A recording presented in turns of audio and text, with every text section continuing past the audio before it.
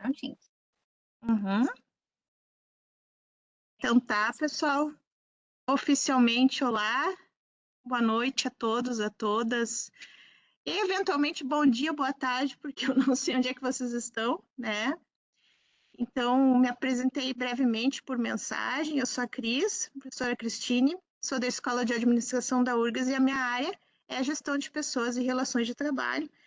Eu trabalho mais diretamente com gestão de pessoas e tecnologias de informação e comunicação, e com gestão de pessoas no setor público, que é uma cadeira que a gente tem na graduação em administração e na administração pública e social, e eu sou regente dessa cadeira. Né? E também, com muita satisfação, eu já sou convidada há algum tempo, mesmo antes do meu ingresso como professora adjunta, eu fiz mestrado, doutorado na EA, na Escola de Administração, então eu já fui convidada como tutora, coordenadora de tutoria, como professora conteudista, enfim, eu só não coordenei curso, mas dessas ações de especialização a gente participou de várias já. Então, ou eu ministro cadeiras que são direcionadas à gestão de pessoas no setor público, ou, como eu estava comentando com os colegas antes, eu ministro aquelas cadeiras de introdução ao ambiente virtual, educação à distância, enfim. Bom, então já cumprimentar, né, em particular os meus colegas, professores, tutores que estão aqui presentes hoje e já há algum tempo acompanhando vocês, né? A Larissa, a Amanda e o Rodrigo, né, que vão nos ajudar bastante a facilitar esse nosso processo de aprendizagem. Eu vejo como um processo de aprendizagem para mim também, porque esse contato com pessoas que são da área pública, ou que pretendem entrar no serviço público, ou que trazem outras experiências já de vida, de trabalho, esse contato é muito rico porque eu aprendo muito com os alunos também. Eu estava, inclusive, hoje à tarde lendo, né, ali os comentários, os depoimentos de vocês, mas tem histórias bem marcantes, até bem interessantes, de por que a pessoa se interessou pelo curso, como é que começou, né, o que está buscando em termos de crescimento. Então, vocês vão ver que essa nossa disciplina ela é bem curtinha, e eu espero, assim, ó, de alguma forma, poder contribuir com essas reflexões de todos vocês. E se vocês sentirem necessidade de material mais aprofundado, de seguir alguma pesquisa, até mesmo para o TCC depois, ou uma pesquisa futura, ou querem fazer um mestrado na área, eu vou continuar à disposição, né, tanto pelo meu e-mail, quanto por mensagem lá no Moodle, quando vocês mandam mensagem, cai automaticamente no meu e-mail da URGS, para passar mais material e mais dicas, tá? Eu vou já de imediato compartilhar minha tela, pessoal. Vocês vão ver assim, ó, se eu consigo compartilhar minha tela inteira aqui. Vocês vão ver que, é só um momentinho. Vocês estão vendo a minha tela, pessoal? Podem se manifestar no microfone. Estamos sim, professora. Estão aparecendo tanto a minha apresentação quanto aquela janelinha de legenda ali no canto? Sim. Ai, ótimo, então. Tá?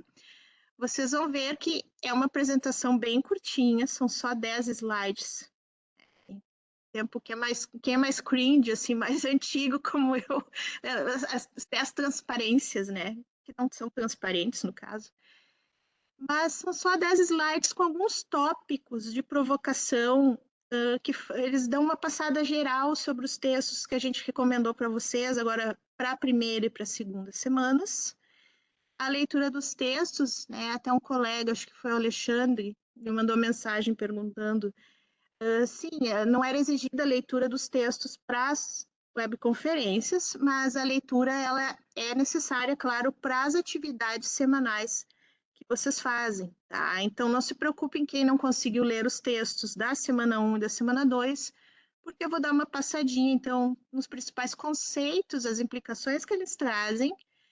Isso agora são 19h14, eu acho que até 19h30, 19h35, mais ou menos eu faço esse repasse, esse overview, né?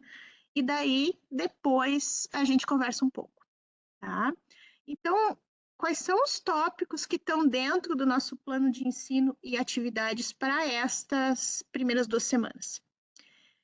Gestão de pessoas no setor público, um contexto em transformação e potencialidades e precarizações no trabalho no setor público, que eu coloquei um ponto de interrogação no sentido assim, essa forma de trabalhar é nova ou não? Ela já existia com uma roupagem diferente? O que a gente está trazendo de novo, na verdade, ou a gente está enfeitando o velho?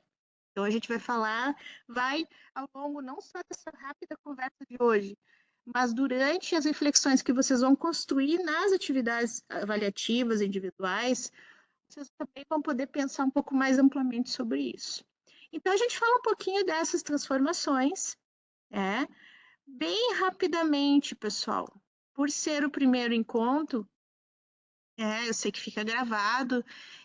Eu mandei então um e-mail de boas-vindas para vocês. Eu criei um documento ali que é uma cartinha com algumas recomendações de como é que a disciplina funciona. Eu costumo ser rápida para responder alguma mensagem, né? A não ser, claro, final de semana, que foi aquela situação que eu comentei com vocês, que eu posso demorar um pouquinho mais. Mas geralmente eu respondo rápido, então fiquem à vontade. Claro que tem coisas que são os professores tutores que acabam intermediando, principalmente a parte de correção, alguma dúvida mais pontual, mas fiquem sempre à vontade para me mandarem mensagem, porque se for o caso, eu compartilho com eles ali a resposta, a decisão, ou eu respondo diretamente, tá? Então, para qualquer um de nós, claro, dentro das turmas onde os tutores estão designados, qualquer um de nós que vocês mandarem a mensagem, a gente vai se empenhar em responder. Então, eu fiz aquela cartinha explicando um pouco sobre isso, destaquei as datas principais da disciplina, porque quando tem muita informação, muito detalhe, às vezes o pessoal pode se perder um pouquinho na pressa, né? O que eu queria destacar, então, já pulando para o plano de ensino e atividades? A avaliação dessa disciplina, que é uma disciplina que já funciona nos moldes de outras que vocês já tiveram no curso. É uma disciplina de 4 semanas, né? Sendo que a última ali são 4 semanas de conteúdo e a última parte ali tem um espacinho para recuperação, que a gente pede na medida do possível que vocês evitem deixar atividades acumuladas, porque atividades de recuperação, elas são aceitas, né?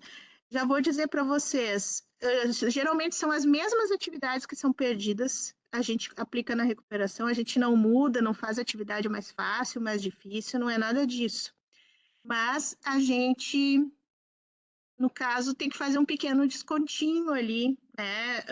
É uma avaliação que é corrigida com peso menor, porque é diferente, no caso da gente avaliar com quem fez no prazo. Só por isso, tá? Independente do motivo que vocês tiveram para perder essa atividade ou para recuperá-la. Então, nós temos uma primeira atividade, que é um fórum, que a gente colocou toda a instrução detalhada lá para vocês, que está no tópico ali da semana 2, né? Vocês têm até o dia 28 para fazer. Ele corresponde a 15% da média final da disciplina. Aí depois, até o dia 5 de dezembro, vocês têm um segundo fórum, que é da segunda parte do conteúdo, também 15%. E a terceira atividade, que é uma tarefa, é uma consolidação dos conhecimentos. Então, ela junta um pouco mais de texto ali, e é uma atividade mais densa de elaboração de texto, e que equivale a 30% da média final da disciplina. E vocês têm depois, numa data pré-agendada pelo curso, a prova final presencial, que equivale a 40% da média final da disciplina. Então, agora, no finalzinho de dezembro, até o dia 12, ou para quem for fazer a recuperação até o dia 19 de dezembro, o que vocês vão ter são as notas apenas da parte realizada à distância. Tá? Isso é importante que fique bem claro, e que vão corresponder, então, a 60% da média final da disciplina. Então, ali tem toda a questão de como a URGS atribui os conceitos, a gente segue a mesma escala. A importância sempre, embora felizmente eu não tenho visto muito isso acontecer, mas a gente sempre alerta, evitem plágio, pessoal. Muitas vezes o plágio ocorre de forma até involuntária, o aluno não faz uma citação adequadamente, ou na pressa pega uma ideia lá de um autor e esquece de dizer de onde que tirou aquela ideia. Que para nós não é tão importante assim, a BNT ou as normas estarem 100% corretas. O mais importante, pelo amor de Deus, é que vocês, quando usarem uma ideia de qualquer outra pessoa, vocês na hora já digam de onde que saiu aquela ideia. Tá? Então, isso é bem importante. Destaque aqui para as datas, então, hoje, que é dia 21 de novembro, a gente está na nossa primeira webconferência, até às 20 horas, né? Podemos passar ali uns 5 minutinhos, se for o caso.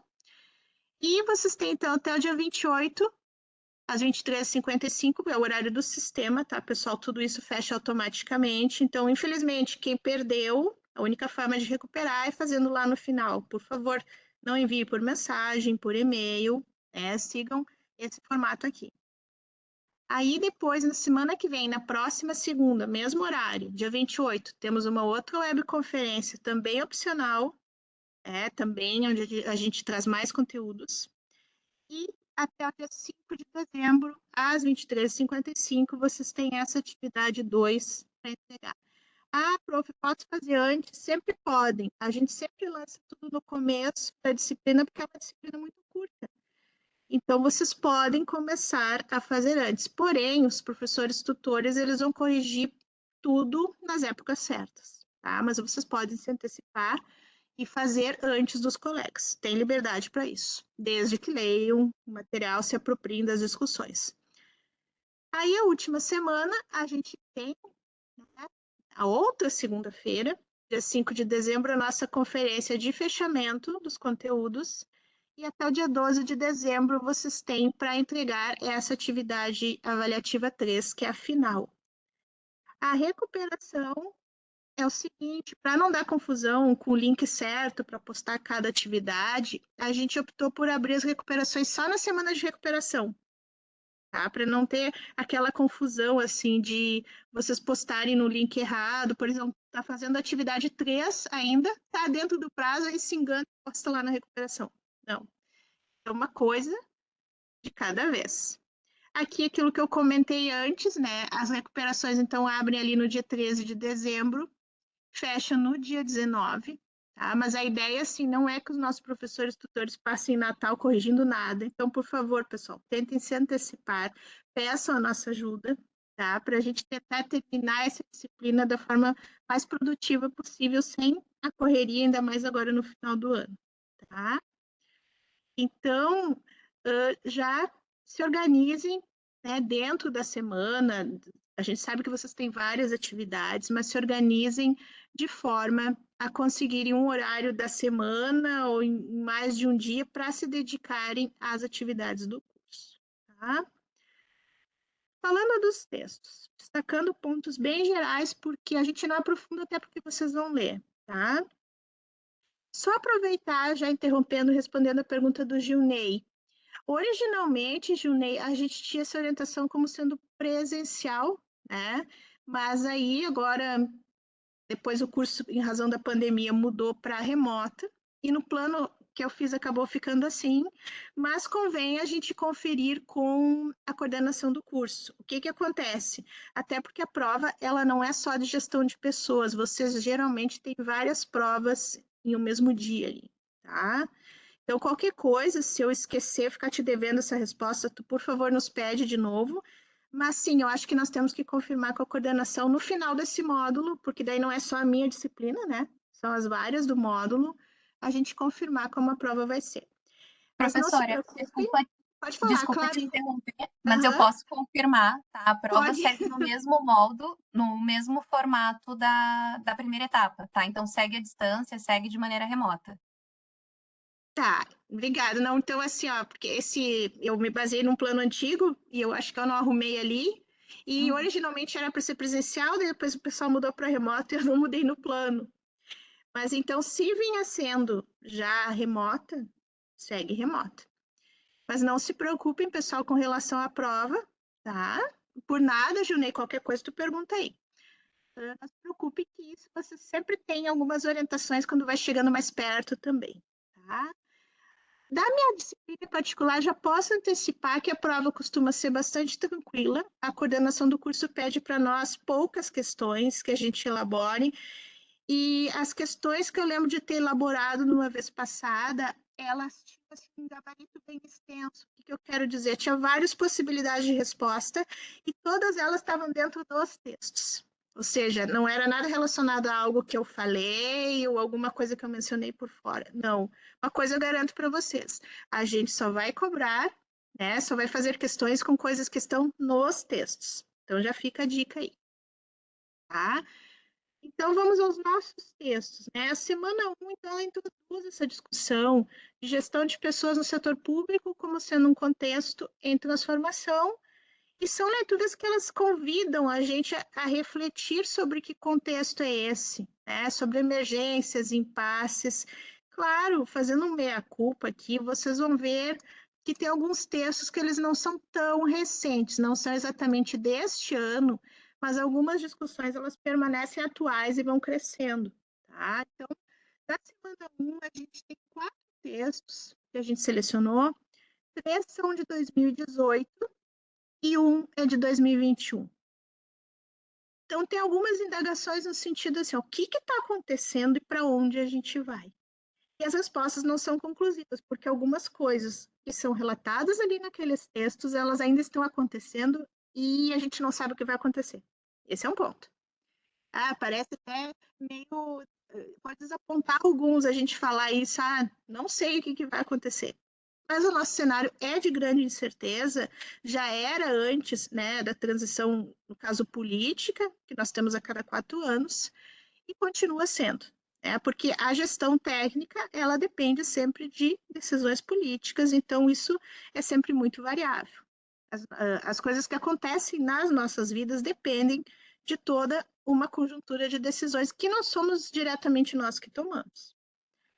Então, o primeiro texto, de Carmo e outros autores, é o Gestão Estratégica de Pessoas no Setor Público, percepções de gestores e funcionários acerca de seus limites e possibilidades em uma autarquia federal. Claro, pessoal, por mais que esses estudos, que eles são em locais específicos, eles não são generalizáveis, tá? Mas eles fornecem alguns insights para nós, ou seja, algumas inspirações, algumas ideias de coisas para a gente pensar. Então, eles fizeram um estudo numa autarquia específica, federal, e foi muito interessante, inclusive em termos metodológicos, porque eles coletaram relatos de servidores, tanto através de entrevistas, quanto por meio de desenhos, de ilustrações, onde as pessoas expressavam aquilo que elas estavam sentindo e como elas se enxergavam. E os principais resultados evidenciaram o quê? Uma necessidade estratégica e sistêmica de desenvolver pessoas, ou que o desenvolvimento das pessoas, que até eles usam um termo lá, capital humano, que eu particularmente não gosto muito, então eu falei ali em pessoas, né? Mas existe essa necessidade de que o processo de gestão de pessoas ele seja de fato estratégico e não só o que a gente fala por aí, né? Gestão de pessoas estratégica. Mas será que é estratégica mesmo? Será que é planejada? Com quanto de ambiguidade ela lida, né? O que ela pode, no caso, se adaptar? Então, a grande conclusão ali foi que há uma demanda cada vez maior por uma gestão de pessoas estratégica e sistêmica, que ela considere todo o contexto organizacional do setor público, tanto do órgão quanto da conjuntura em si, e isso é prejudicado pelo excessivo apego a modelos convencionais de gestão. Nós precisamos da burocracia pública como modelo de fundo? Sim, porém, essa burocracia, por vezes, ela é disfuncional. O que é uma burocracia disfuncional? O Weber, quando propôs lá a burocracia, né, e o Rodrigo pode me corrigir se eu estiver errada, enfim, ele não pensou na burocracia para a administração como um modelo de gestão, né, e ele, na verdade, não propôs como uma coisa para ser nociva. Eu vejo como uma forma de entender a sociedade e as organizações. Acontece que a gente, querendo ou não, fez uma apropriação muito complicada da burocracia no setor público brasileiro, em particular. Então, nós temos retrabalho, nós temos morosidade, nós temos uma ineficiência, coisas que não funcionam, né? E essa burocracia em si, na questão de normatização, de regras, ela é útil, mas o excessivo apego a ela e a sua disfuncionalidade, isso engessa muito as carreiras e o exercício, digamos, do próprio serviço público. É o que eles concluíram ali. Coelho Menon, 2018, tinha um artigo intitulado A quantas anda a gestão de recursos humanos no setor público? Um ensaio a partir das disfunções, que tem a ver com isso que eu falei agora há pouco, do processo de recrutamento e seleção, os concursos públicos. Esse artigo ele já começa a botar uma lenha na fogueira, aí já me culpabilizando um pouco, ele não é o artigo mais recente sobre isso, depois eu fui vendo que tinha mais coisa, porque ele questiona o instituto jurídico do concurso público, que bem ou mal ainda é considerado a forma mais justa, mais equânime de se selecionar pessoas para os cargos públicos. Porém, ele tem muitas fragilidades, tem alguns defeitos, digamos assim, né? Então, o que se coloca nesse artigo? Que, a despeito de suas virtudes, o concurso público apresenta disfunções que afetam a gestão de pessoas no setor público, sendo necessárias modificações em seu funcionamento com vistas a uma melhor integração à gestão de pessoas. Nós temos, por vezes, concursos que eles não conseguem captar em termos de competências, conhecimentos, habilidades, atitudes, o que efetivamente a pessoa no exercício do cargo vai precisar. Já dando a dica sobre competências, vocês vão acabar lendo já para as próximas semanas, onde a gente vai conseguir conectar melhor esse conteúdo. Então, por vezes, o concurso, as provas e a forma como o concurso é estabelecido não captam competências necessárias para a realidade que o servidor vai enfrentar, e essa realidade está numa mudança cada vez mais rápida e o concurso não está acompanhando.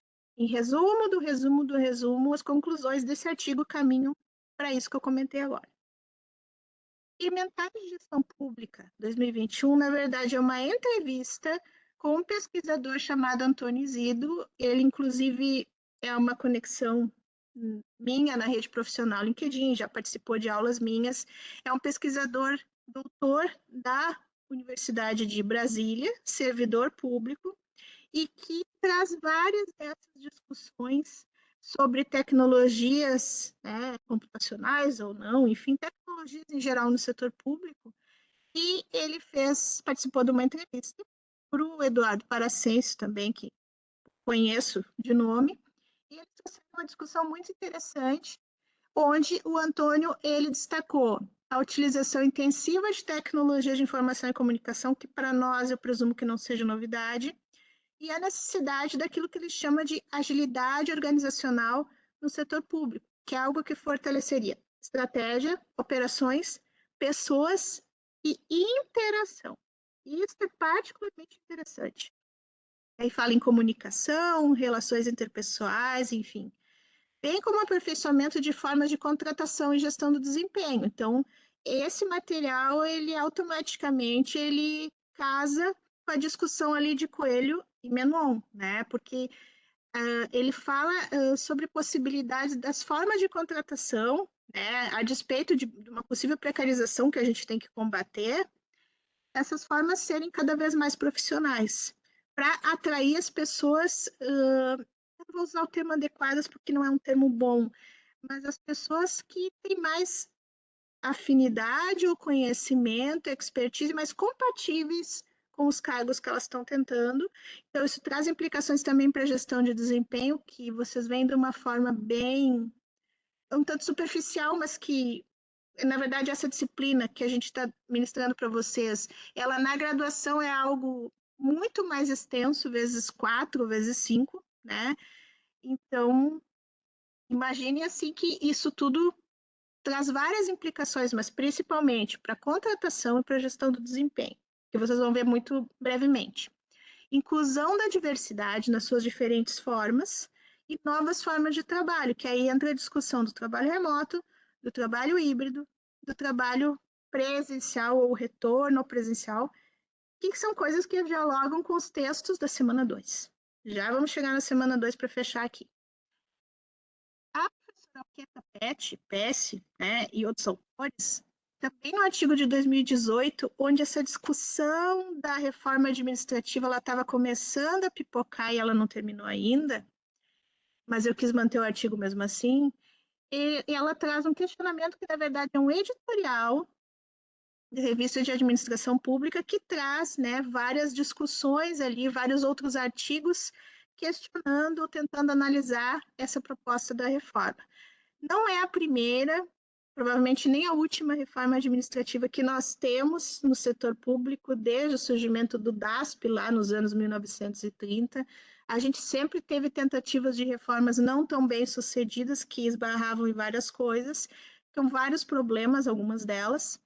Então, esse texto fala mais precisamente dessa última que está sob análise agora, e que gera em nós, sobretudo, muita incerteza. Esse texto é um editorial de periódico científico que sintetiza discussões, pontos de vista sobre a reforma administrativa que se pretende implementar no país. E a principal aplicação dessa discussão eu resumi como sendo uma evidência de que não há mais caminhos seguros e estáveis para o serviço público no país, ainda que avancem mudanças no cenário político nacional. Independente, se é uma constituição política que vai para um caminho mais progressista ou não, nós não temos certezas de como essa reforma vai ser conduzida.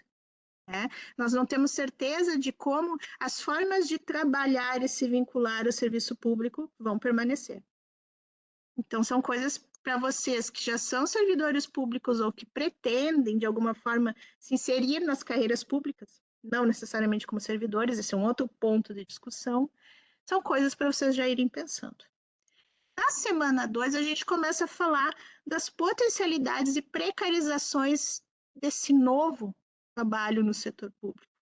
As leituras dessa semana nos convidam a refletir sobre questões relacionadas à modernização, mas também à saúde e motivação no trabalho no setor público.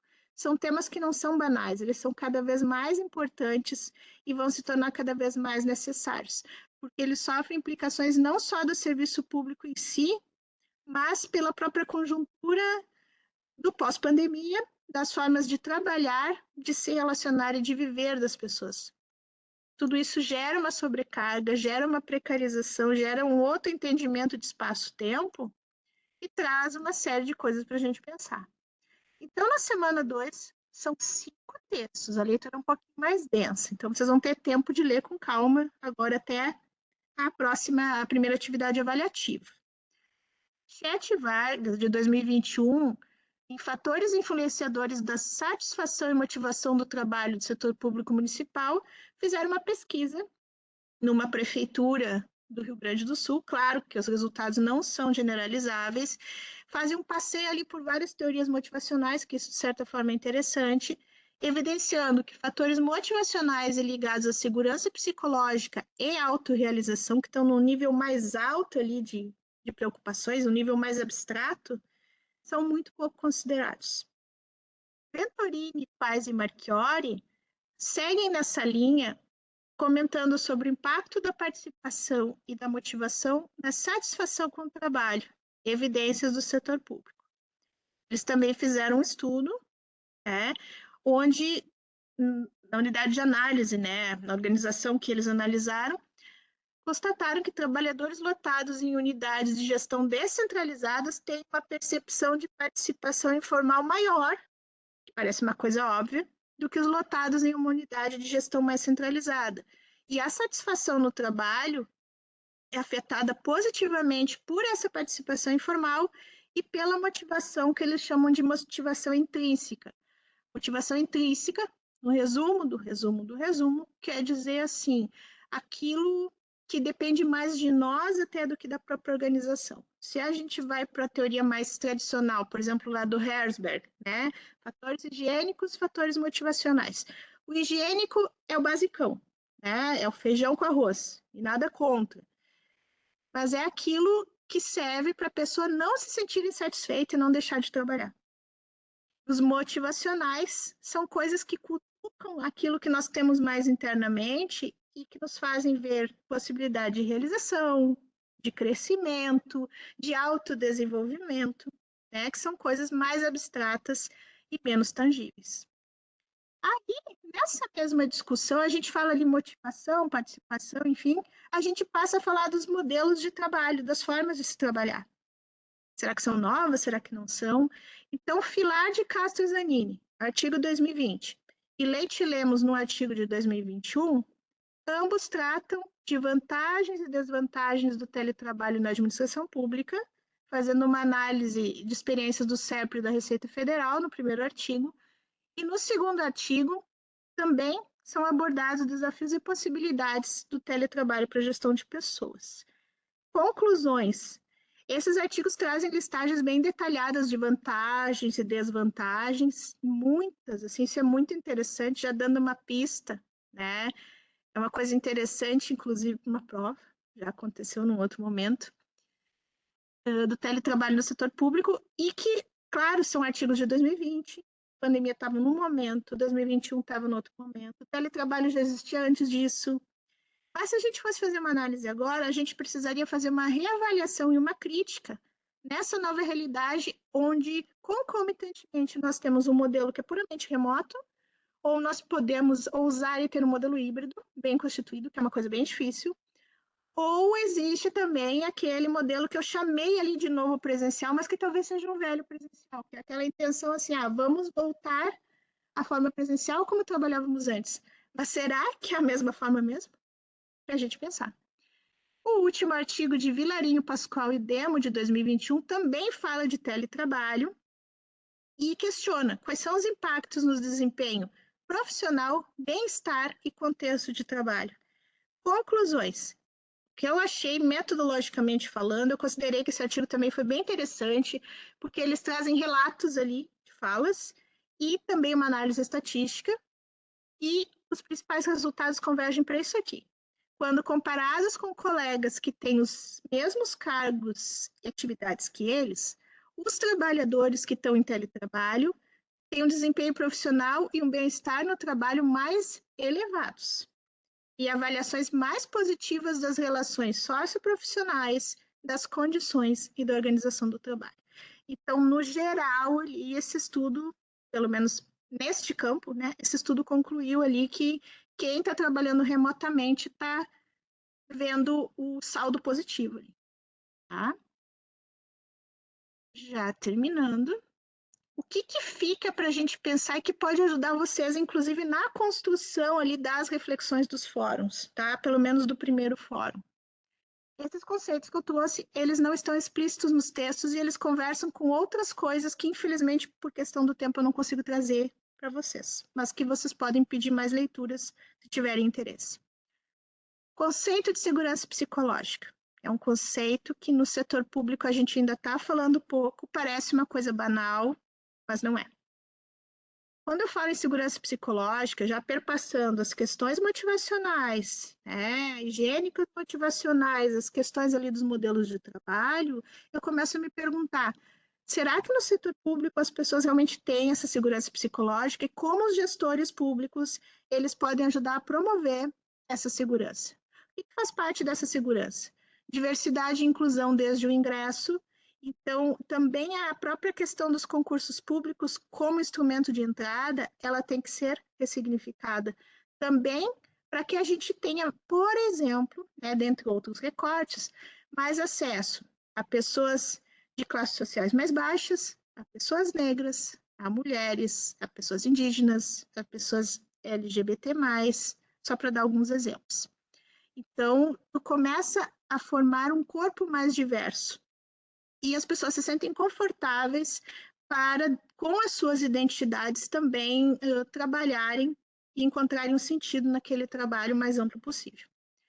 Tem essa discussão, então, de fatores higiênicos e motivacionais. Nós mal conseguimos dar conta daquilo que só garante a satisfação, mas nós temos que avançar.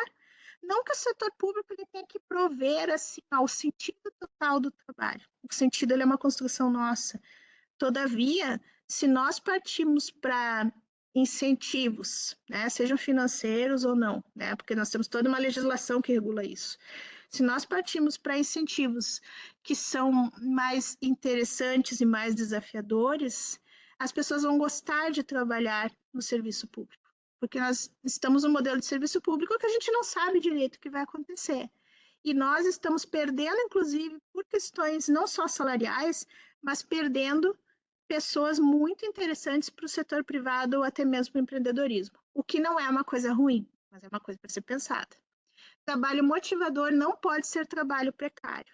O trabalho com segurança psicológica, ele gerencia sobrecarga, ele dá condições técnicas e humanas de trabalho e ele não precariza a relação.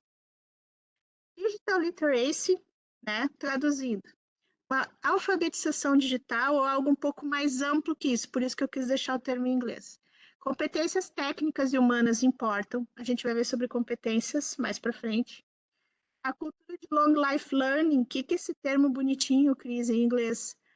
Aprendizado para toda a vida, independente de qual carreira tu tá no serviço público, independente se tu vai ficar naquela carreira estável, vai te aposentar por ela ou não. É continuar sempre aprendendo e o digital passa por isso também. E as questões de saúde física e mental versus trabalho digital, que foram alvo ali de alguns artigos que a gente viu. E, por fim, a redução sociológica, que é um conceito do sociólogo baiano Alberto Guerreiro Ramos. Talvez você já tenha ouvido falar no curso, talvez não. Provavelmente muito mais festejado lá fora como intelectual do que no Brasil, o que é uma lástima, né? Ele traz vários conceitos, a obra dele é vastíssima. Referência na obra dele no Brasil, o professor Ariston Azevedo, da Escola de Administração. Mas eu quero falar desse conceito. O que é redução sociológica? Vou fazer um resumo do resumo do resumo. Eu tenho que apropriar as coisas. Eu posso importar conceitos, ideias, metodologias lá de fora? Posso. Mas eu tenho que adaptar à minha realidade de uma forma justa. Então, o contexto importa. Quando a gente vai fazer uma análise da gestão de pessoas no setor público, é diferente numa determinada prefeitura, é diferente numa autarquia, é diferente no federal, no estadual, no municipal. A instabilidade social, política e econômica não é uma coisa de agora, mas é uma coisa que, por mais que a gente pense, o servidor público é estável. Mas o que é estável nessa vida? Nós sempre temos fatores de instabilidade para nos depararmos. E novas formas de aprender adequadas ao local e ao global. Então, adaptação, redução sociológica de conceitos, metodologias. Então, isso é parte do que nos espera. Né? Então, a gente agora tem uns 15 a 20 minutinhos que eu vou tirar aqui, né, da apresentação, para que vocês fiquem bem à vontade para perguntarem, fazerem comentários, fazerem alguma crítica, de repente pedir alguma outra leitura. Fiquem bem à vontade para a gente conversar um pouquinho, tá, pessoal? Obrigada, eu vou tirar aqui, então, da apresentação.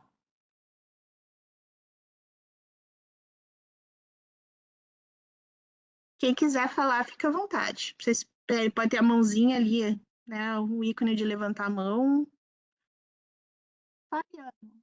Pode falar, Fabiano.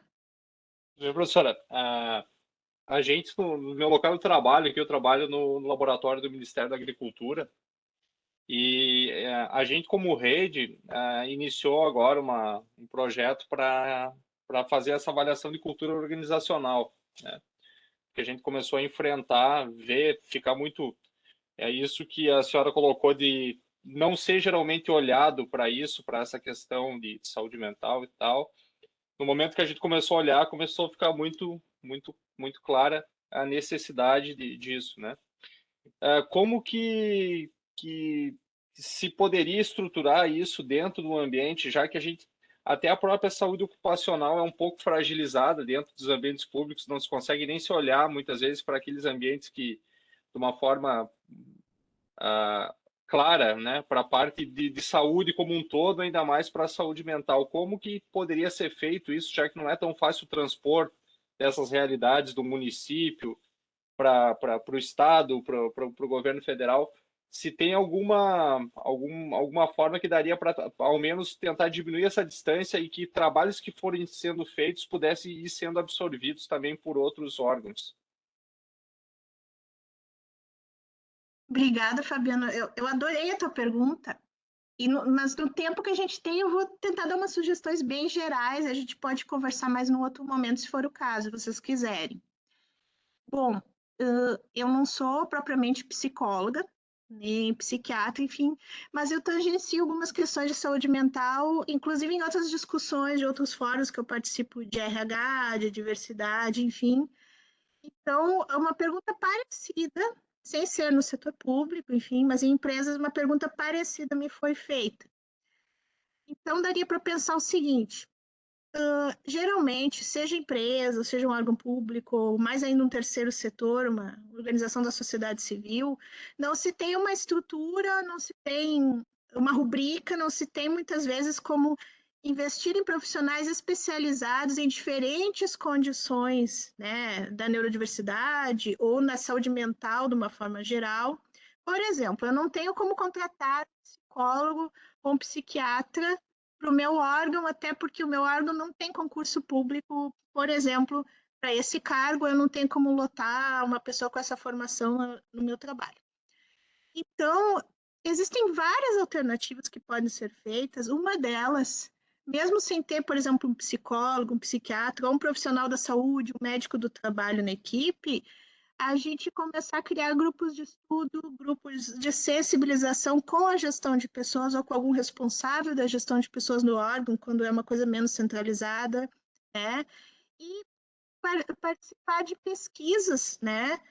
Buscar pesquisas que já estão sendo realizadas, e se a gente tiver uma escassez de pesquisas, a gente começar a pensar até em parcerias com universidades. De uma forma geral, vocês, por exemplo, se vocês têm algum acesso a algum conteúdo de gestão de pessoas que se relacione com práticas de saúde mental, enfim, no curso, vocês podem atuar como multiplicadores informais disso no contexto de trabalho de vocês. Então, qual é a dica que eu te daria? Sim, se vocês não têm como contar com profissionais de saúde, ou mesmo até tem a figura lá do médico do trabalho, ou os profissionais, só que eles não trabalham muito na frente da saúde mental, e tem coisas que sim, a gente não, até por uma questão ética, questão profissional, a gente não tem, por exemplo, como fazer diagnósticos, né, como encaminhar as pessoas, mas tu pode formar grupos de estudo onde as pessoas vão compartilhando, né, algumas coisas que elas vão percebendo que vão acontecendo, mas ali com o devido limite, tem algumas situações que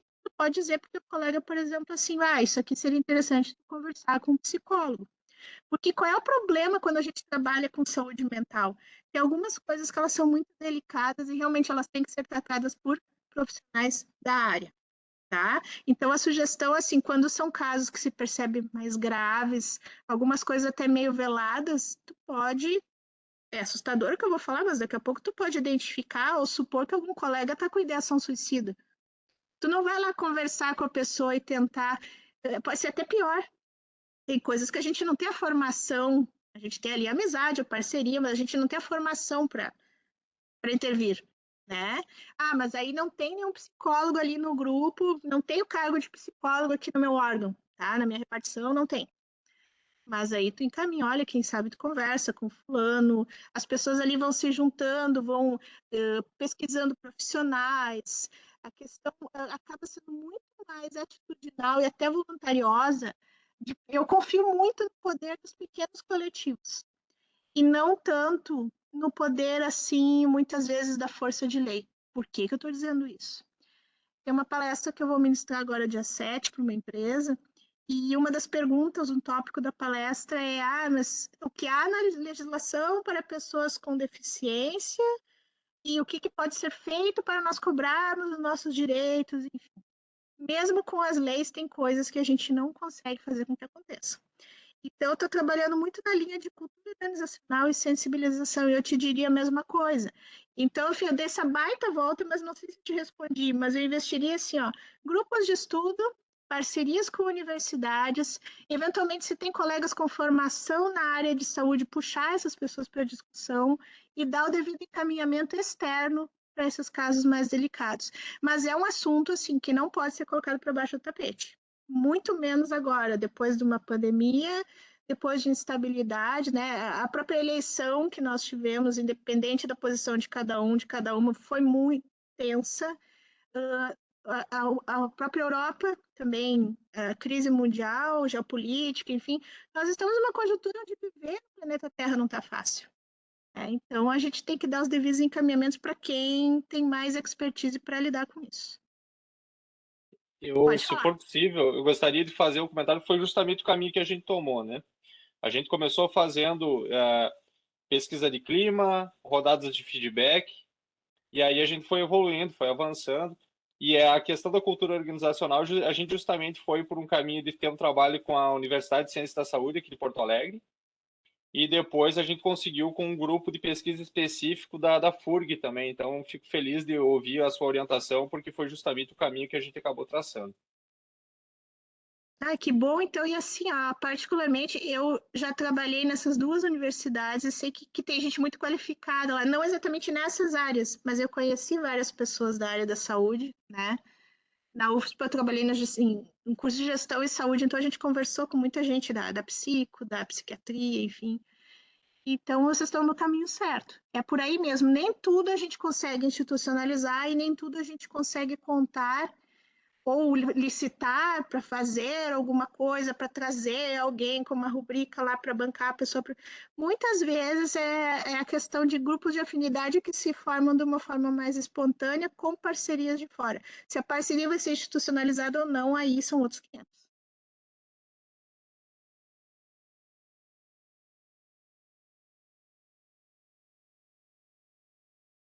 Mais alguém?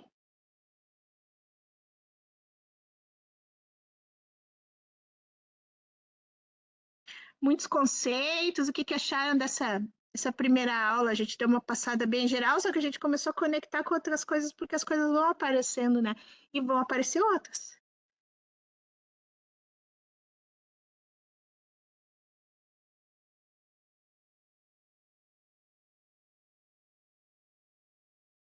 Alguma dúvida específica de algum conceito? Ou estão com a cabeça aí borbulhando, pensando como é que vão amarrar, como é que...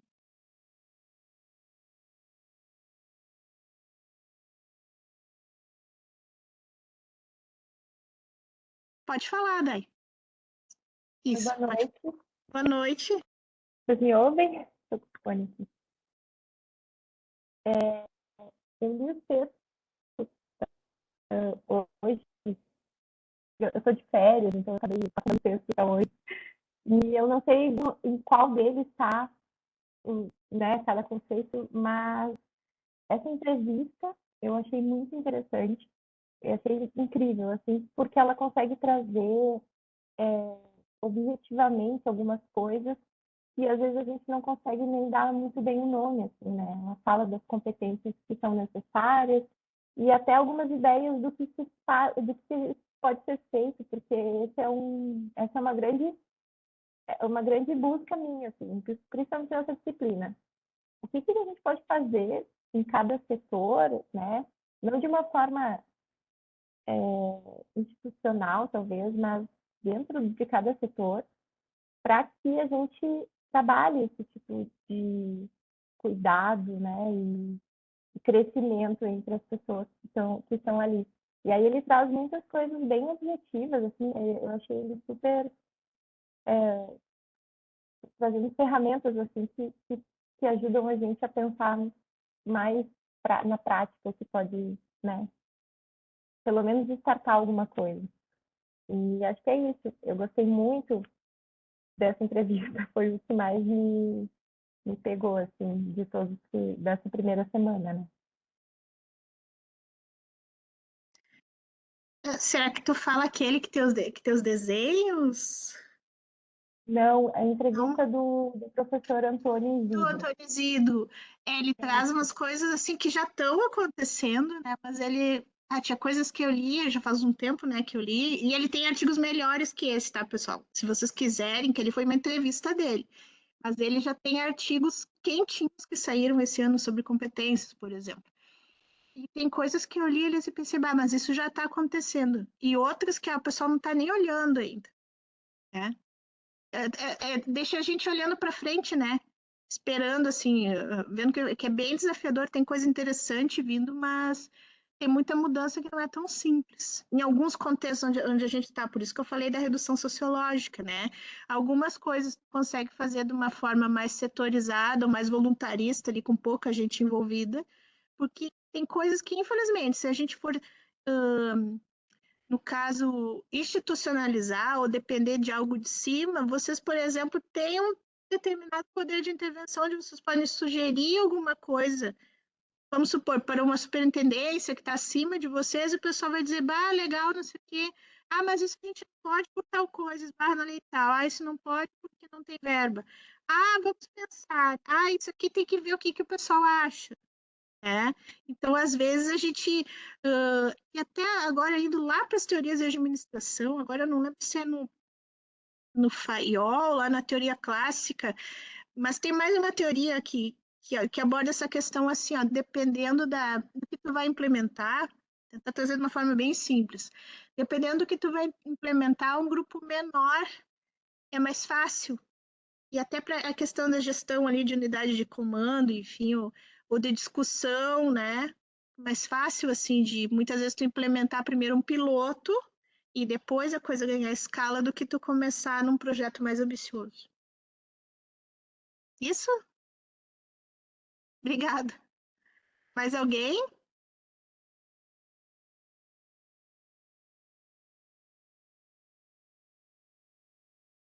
Ah, que bom, Juscelia. Fico feliz, assim, qualquer coisa que precisar mais, perguntar. Lembrem, pessoal, nosso encontro é curto. Vocês podem me mandar mensagem a qualquer momento. Eu sempre respondo. Posso não responder em seguida, mas eu respondo. Em questão, até 2 dias ali eu respondo. Mais alguém? Ô, professor, Oi. boa noite. Não, é Boa só. noite. Boa noite. Foi até eu que falei com a senhora mais cedo ali no chat, ali no Moodle, né? Uhum. A minha, assim, eu estive olhando assim, os textos, eu acabei ali um hoje, tá? Eu li o primeiro, eu vi ali que são 5 textos, tá? E a atividade, né, que a gente tem que fazer né, é bem, assim, curta, né? De 15 a 20 linhas. Se a senhora aconselharia algum desses 5, que são somados em torno de 120 páginas, eu fiz uma conta. Então, até segunda-feira que vem, a gente sabe, fica meio, eu acho, bastante coisa, não desmerecendo os outros textos, acho que todos, eu tive de uma olhada assim por alto, todos falam praticamente do tema, né, do que é perguntado. Teria algum que, assim, que a senhora, vocês poderiam focar esses 2 aqui melhor para fazer essa questão, né? Que eu comecei a escrever já deu em torno de 8 a 10 linhas, eu fiz assim do texto 1 do Vargas, né? Bichette que fala? Acho que é Biquete, acho que é Bichete. Bichette É Vargas, Biquete, né? Eu tentei negócio das teorias, né? Motivacionais, eu já fiz, quando eu li já tinham 10 linhas. Então ainda faltam outros 4 textos, né? Porque pede 15 a 20 linhas, né? Para não passar muito disso. Eu sei que se tiver 25 linhas, a gente não vai perder ponto, né? No caso, mas também eu acho que eu acho muito conteúdo para uma questão pequena. Era isso. assim, ó. Não, tranquilo. Sim, já vou dizer para vocês, assim, dando uma dica, né? Claro, o ideal a gente sempre sugere que vocês leiam tudo para ter várias inspirações ali e até fazer um esforço de síntese. Porém, a gente sabe que na prática, às vezes, tem que se fazer escolhas, né? O que eu escolheria ali, tá? Partindo da pergunta, vamos lá. Como as diferentes teorias e entendimentos de motivação podem contribuir hoje para ações práticas relacionadas à motivação no serviço público, sobretudo diante do teletrabalho e na iminência de modelos híbridos? E quais ações seriam possíveis de implementar? É uma pergunta bem ampla, então a gente vai destrinchar um pouquinho ela, tá? A gente tem que, de certa forma, mencionar um pouquinho o principal do que essas teorias trazem, desde as mais clássicas até as mais contemporâneas, mas não precisa fazer uma varredura das teorias. É tentar entender no que elas contribuem para as práticas. Primeiro ponto. Segundo ponto, considerar que eu estou falando de um contexto de teletrabalho que pode permanecer remoto, pode ir para um híbrido, né? Existe a possibilidade de se voltar para o total presencial, mas eu não estou perguntando ali. Então, o que eu quero saber de vocês, assim, ó, o que o entendimento ali dos primeiros textos que falam de motivação, né, em relação com os outros 3 que falam de teletrabalho, e que ações podem ser feitas, né, para o teletrabalho ser motivador, por exemplo.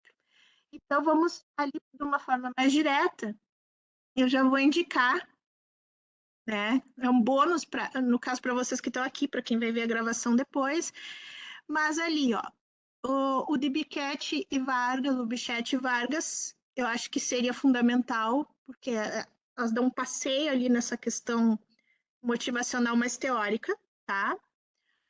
O texto ali deixa eu ver agora bem direitinho. Deixa eu só abrir aqui para ter certeza. Então, assim, ó, Bichete Vargas, com certeza, tá? Esse é um de motivação. Aí, o segundo ali de motivação de Venturini, Paz e Marchiori, nem tanto, mas pode ser, ele pode dar uma contribuição interessante, mas assim, ó, se tu não tiver tempo de ler, não lê esse, tá? E ali nós temos mais 3 que falam só de teletrabalho, vantagens, desvantagens, enfim. O que eu focaria, tá? Filar de Castro Zanini, Leite Lemos, eles focam muito em vantagens e desvantagens. Então, se for destacar 3, eu não vou conseguir ler os 5. Tudo bem. Leiam Biquete Vargas 2021, Filar de Castro Zanini 2020 e Leite Lemos 2021. Esses 3, dos 5. Já ajuda, sim? Tranquilo? Muito, muito, muito. Ajuda muito. É mais assim, os textos são legais, são interessantes. Eu comecei, o problema é o poder de síntese mesmo, né? De 15 a 20 linhas, são os textos, cada um texto tem 20, 30 páginas, entendeu? Mas ajudou bastante, professora. Muito obrigado mesmo. Não, por nada. E assim, ó, o que acontece? Não se preocupem se passar um pouco. Aquilo das linhas a gente coloca mais ou menos como referencial para uma pessoa não postar ali um telegrama e a outra não postar um TCC. E nem para os nossos professores tutores depois ter que corrigir o TCC de cada um. Não, é mais ou menos uma... Tanto que quando vocês fazem o texto com rascunho, que a gente recomenda, né? E depois vocês colam no Moodle para não perder tudo, convém fazer um rascunho e depois colar, né? Pode ser que mude um pouco a quantidade ali das linhas. Então, o que acontece? A gente só vou conversar ainda com os colegas, né, professores, mas a gente só vai descontar se realmente, assim, for muito pouco. Aí fica muito pouco, né? A reflexão, ela te dá argumento para mais. Mas se passar um pouco, assim, por exemplo, ali der umas 30, 35 linhas, a gente não pretende não descontar. Mas também não dá para uma pessoa chegar com 50 linhas e dizer, olha, a proposta é de ser mais sintético, vamos ter que descontar um pouquinho. Então a gente vai usar o bom senso ali, tá? Tá, e até, professor, até fazer um parênteses da questão do teletrabalho nosso aqui da empresa, nós somos, assim, eu até achei estranho, você falou 80 alunos, acho que deve ter turmas de alunos de outras turmas, né? Eu faço parte da turma da CPRM, muitos aqui, nós estamos até passando por um período de teste, né? Não, na pandemia a gente ficou em tele, aí, se eu não me engano, em abril nós voltamos presencial e agora em outubro já estamos em teste no teletrabalho de novo, mas por enquanto não estamos no integral, estamos no híbrido, né? Que chama no híbrido, né? Alguns estão no presencial e a outra metade, não chega a ser metade, está no teletrabalho, mas só que no esquema de teletrabalho nosso atual, que está em teste, nós temos que 3 dias presenciais e 2 podem ficar em teletrabalho por semana. Então, nós estamos fazendo teste, acho que até fevereiro, né? E existe a possibilidade de ou expandir, ou então, se a avaliação for negativa, né, da diretoria, ou então voltar para o presencial todo mundo, né? Então, era só para citar mesmo que nós empresas, está passando por um período desse do teletrabalho, vai ou não vai? É que é estranho que a gente ficou no presencial, né? Em abril a gente voltou para o presencial todo mundo, e agora voltou todo mundo para, quer dizer, todo mundo. Algumas pessoas voltaram para o teletrabalho, para cá. Acho que eu não expliquei bem antes, pessoal, assim, ó, vocês são 2 turmas, né? Tem uma turma que está com os professores, o Rodrigo e a Amanda, né? Como tutores, e a outra turma está a professora Larissa. O que acontece? As turmas são separadas, os fóruns, também as discussões internas de vocês, só vocês veem, mas as conferências é que reúnem, seria em torno dos 80, mas que dos 80 o pessoal diz que vem uns 30, tá? Mas sim, eu estava lendo os fóruns, então eu achei bem interessante, assim, que vocês, o CPRM, são uma realidade totalmente particular, até os relatos ali, as formações, enfim. Sempre que a gente tiver perder um pouco isso de vista, vocês têm a liberdade até de puxar a gente para falar de uma especificidade, tentar aplicar para um exemplo mais focado, né, para as realidades de vocês. Mas sim, eu imagino que até por estarem vocês, o CPRM, CPRM praticamente todos no mesmo barco, ali a coisa está bem desafiadora, né? E vai depender muito. A questão de avaliação do trabalho remoto é uma coisa que, só para a gente fechar, né? Que também ela não está bem consolidada e as pessoas já estão querendo ir para o híbrido, só que a gente não está. A normatização mesmo de teletrabalho recente no serviço público, ela saiu há bem pouco tempo. Mas a gente não tem uma clareza com relação à liderança e gestão e avaliação do que é eficiência, eficácia e efetividade no teletrabalho. Tem muito gestor que ainda tem aquela ideia, e isso também no setor privado, de que quem está em casa não está trabalhando. Esse é um ponto. E o segundo ponto é que isso nem está consolidado, tem muita coisa a ser debatida, o pessoal já está falando um híbrido, só que o híbrido como é que vai ser? Uns no escritório, como a gente diz, e outros em casa. Aí se a gente fala da cultura remote first, né, que é o termo que a gente usa, a gente vai partir do pressuposto que no fundo todo mundo está remoto. Se uns estão na repartição no órgão e os outros estão em casa, no fundo todo mundo está remoto, porque as pessoas estão em locais diferentes, pelo menos. Aí a outra discussão é do síncrono e do assíncrono, né? Que é toda uma realidade não só de espaço, mas de tempo. Mas realmente, se fosse falar só em trabalho remoto, a gente abriria uma disciplina só sobre trabalho remoto. Felizmente, né? E se a gente tiver uma oportunidade ou numa live, alguma coisa assim que eu ainda vou bolar mais para frente, eu já fui convidada pela EDURGS, né, pela escola da URGS, para ministrar já pelo menos 2 capacitações sobre adaptações para o trabalho remoto. E surgiram dúvidas muito interessantes. Então, as unidades, elas, pelo menos na universidade, elas têm interesse, elas estão se profissionalizando nisso, que é muito bom. Mas tem muita coisa para avançar ainda e tem muito gestor. A gente tinha casos de pessoas que relatavam assim, eu tenho no meu setor reunião todas as manhãs, só não tenho na sexta-feira. Aí eu pensava, mas por que reunião toda manhã? São reuniões de 2, 3 horas. Mas para quê? Aí tu faz um monte de reunião e tu não consegue trabalhar. Então, só o trabalho remoto, ele daria uma disciplina à parte, assim. Tem muita coisa para a gente pensar. Certo, pessoal? Qualquer coisa, se anotem dúvidas, comentários, podem me mandar por mensagem ou podem mandar para os professores tutores e daí o pessoal, a gente vai filtrando, vai juntando, a gente pode responder tudo junto, pode pegar os primeiros 5 minutos da próxima aula, fazer alguns comentários, eu estou à disposição de vocês, tá? Professor, só tem mais uma pergunta, só para finalizar. Sim. Deixa que eu não olhei ainda o conteúdo dos outros, tá? Dos outros, que eu sou um pouco ansioso, então se eu começo a abrir as atividades, eu quero fazer tudo, né? Ao mesmo tempo, então eu acabo não me concentrando.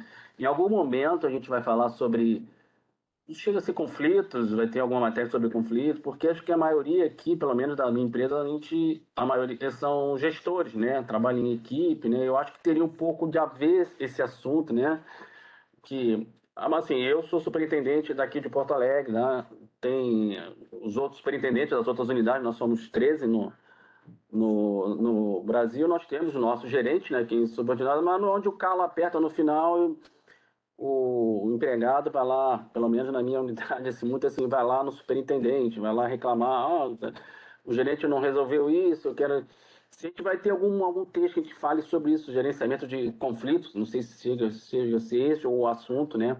Que acho que muitos de nós aqui lidamos com isso, né? Acho que é por causa do tema, gestão de pessoas. Eu tô como gestor, né? Lido com pessoas desde 2014, então tem 8 anos já que eu fui supervisor, fui gerente, agora sou superintendente. Sempre tive uma equipe, né? E isso é uma coisa que eu percebo bastante. Muito conflito, muita picuinha, essas coisas, né? Eu não sei se no momento a gente vai falar nas outras atividades, né? Que eu só vi pelo menos só a atividade de hoje, realmente, essa que a gente está fazendo. Assim, de forma direta, infelizmente não. Por quê? Como eu disse para vocês, essa disciplina da pós, ela é 1/4 ou 1/5 da cadeira que eu dou na graduação, que é bem mais extensa. Então, a gente teve que fazer escolhas, até em razão do plano de ensino, dos objetivos da disciplina, enfim. Mas a gente tem um último módulo onde a gente fala, assim, em ética, responsabilidade, sustentabilidade, alguma coisa mais direcionada que dá para puxar a discussão para a gestão de conflitos. Não é direto, Mas, se vocês me lembrarem, a gente pode pegar nessas nossas conversas, a gente puxar um pouco mais essa discussão, porque a tendência agora para os próximos 2 encontros, as webconferências, é que essa minha parte expositiva, claro, hoje a gente começou um pouquinho mais tarde, enfim, né, eu falei do plano de ensino e tal, mas a tendência é ser mais curta. Aí a gente pode puxar um pouco mais, assim, ó, o que de repente os conhecimentos dessa disciplina, da forma como estão apresentados, nem que seja de forma indireta, como é que eles contribuem para uma gestão de conflitos mais assertiva? Não sei se foi lá, alguém no fórum me perguntou, falou sobre gestão de conflitos e equipes, eu disse, espero que a gente consiga de alguma forma, eu respondi por um no fórum, tá? Não sei se vocês viram o fórum, aquele não avaliado. Eu disse, espero que de alguma forma a gente consiga inserir isso na discussão, não sei se não foi tu até aqui. Alguém colocou lá. Não fui eu, não. Essa vez não foi. Não. Mas assim, direto não. Infelizmente, pela questão do tempo, da carga horária, a gente não consegue, mas a gente pode ir pescando alguns exemplos, lembrando, tu vai me cobrando também, que a gente dá um jeito. Ou te mandar mais material depois, isso continua à disposição, porque é muita coisa. Gestão de pessoas é muita coisa. Teria que ter um curso de gestão de pessoas no setor público. Certo, pessoal? Marissa, desculpa, eu tô dele te chamar de Larissa. Larissa, perdão. Problema. Não, mas eu sei que é Marissa, tá? Se quiser, não sei se a gente já interrompeu a gravação. Não, ainda não. Posso finalizar aqui. Isso, tá.